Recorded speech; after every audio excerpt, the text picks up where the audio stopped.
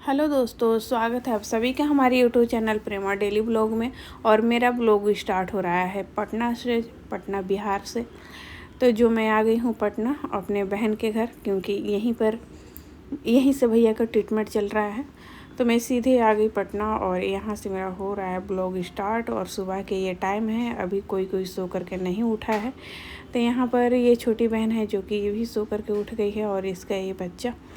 और यहाँ सब बच्चे धीरे धीरे करके ही जग रहे हैं, क्योंकि काफ़ी रात में लेट हो गया था सोने में।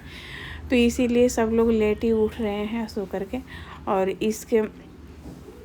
इसके बाद हम लोग फिर उठे और सब लोग बारी बारी से नहाए। और नहाने के बाद में यहाँ पर खाना भी बन रहा था। कोई अभी इधर सो भी रहा था और इधर सब लोग इधर भी बैठे हुए थे। और यहाँ पर बच्चे के नहला कर मैं बाल झाड़ रही थी।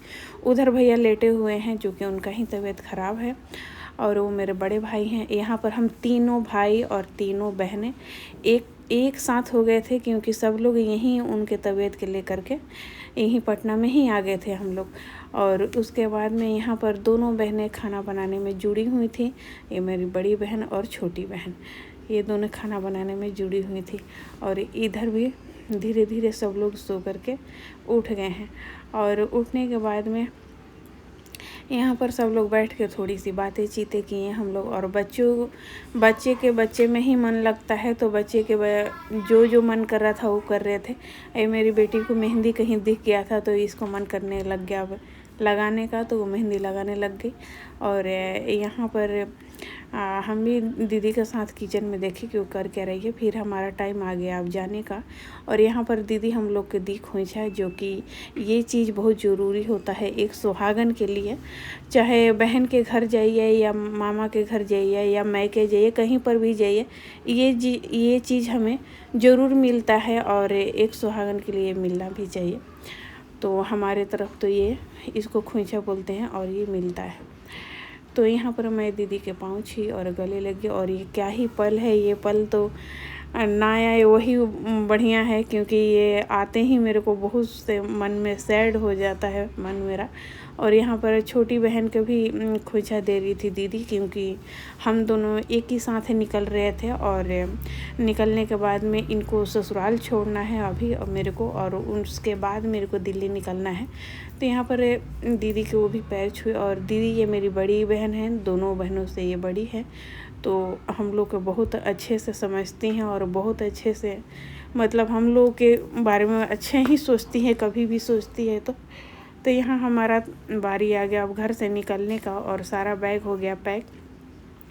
और एक तरफ है यहाँ जाने की भी तैयारी, और मन में एक उदासी सी कि 20 घंटे ही रहें, पूरे एक दिन भी नहीं रहें। अब हमारा जाने का टाइम भी आ गया, तो क्या करें, बस यही ऐसा ही चलता रहता है।